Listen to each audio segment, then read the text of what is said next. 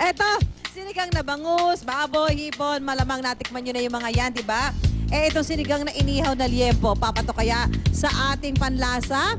Good morning, Chef Dino. Mukhang masarap itong paantar na sinigang na to, ha? Good morning, Susan. Morning! Ito, super special tong sinigang na to eh. Bakit nag-special siya? Kasi 2 dishes in 1. Yes. And then yung inihaw na liempo, super malasa na to. So, magdagdag pa ng lasa sa sinigang. Super malasa na yung liempo natin. So, super malasa pa dahil may Exactly. sinigang. So, Okay. dalawang flavors in 1. Okay. Ano ba yung pagkakaiba lang niya sa pagluluto natin ng regular na sinigang?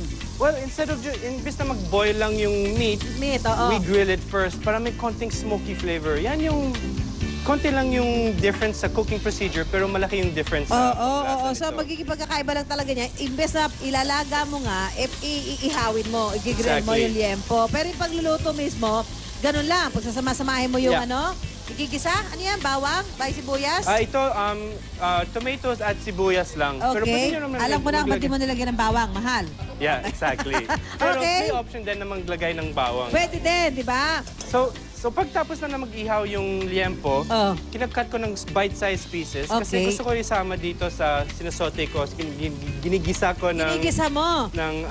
tomatoes at Saka sibuyas. Okay. Kamatis sa Okay, Tagalog. sa kamatis. Oo. Okay, so ngayon, kailangan natin igigisa to for about a minute para lumabas yung flavors. Tatas, And the next step, ngayon pwede ko na ilagay yung gabi. Okay, Gabi.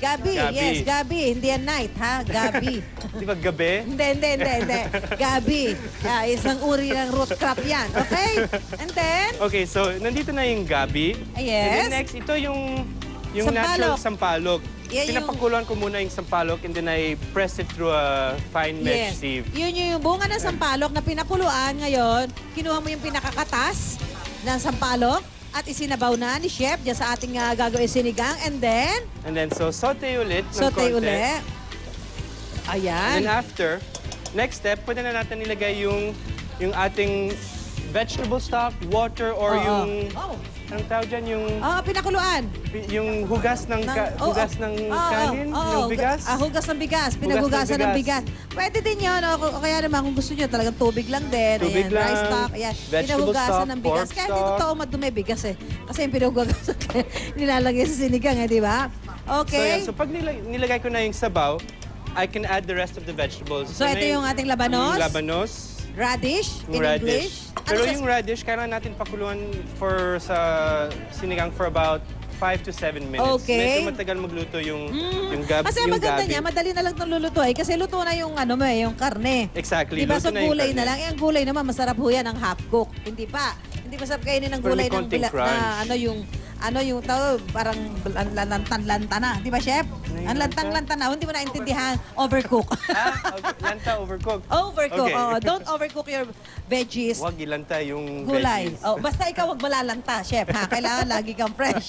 Okay. Eto na ang ating, yan, lagay mo na last yung step, okras. Yung okra, yung siling Sili, haba. and then the sitaw. And then the sitaw. Ayan. And then Yung kangkong, last na last. Last na lang yan, panghuli kasi madali maluto naman yan. Exactly. Parang Ang seconds napapalasa lang. mo ay ang patis. Patis. Pero sa umpisa, pag ginigisa ko yung kamatis at sibuyas, nilagay ko ng konting asin. Talaga? Para lumabas yung flavor. Okay, Pero na yun, pwede. magdagdag pa ako ng konting patis. flavor sa... Yes. Ayan na. sinigang. So, kitang-kita nyo naman, napakasarap na niluto ni Chef ngayon. Tamang-tama, kulimlim ho ngayon dito sa Quezon City. O baka kulimlim din sa lugar ninyo. Tamang-tamang iluto nyo itong recipe na ito.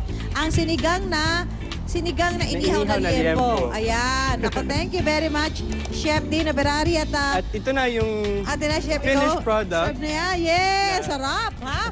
Masarap yung ating liempo. Good morning, Salamat po, everyone. Chef Dino Je vous en Berari. prie. Ayan, sa ating recipe for today. Ngayon, puntahan natin si Ivan.